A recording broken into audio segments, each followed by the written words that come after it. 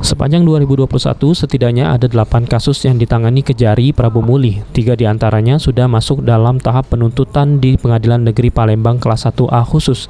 Lalu 2A masih dalam tahap penyelidikan dan 2 perkara masih dalam tahap penyidikan.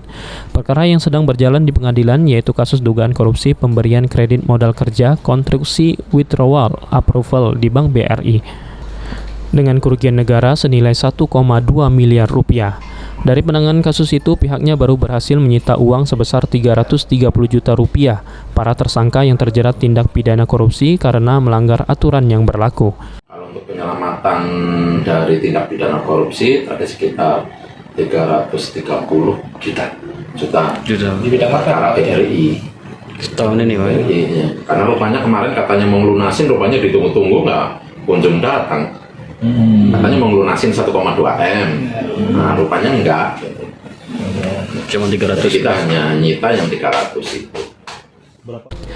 Untuk memaksimalkan pencegahan korupsi, Kejari Prabu Muli juga bertugas mendampingi beberapa proyek strategis yang bertujuan untuk mengantisipasi adanya persoalan di kemudian hari. Beni Firdaus, PAL TV.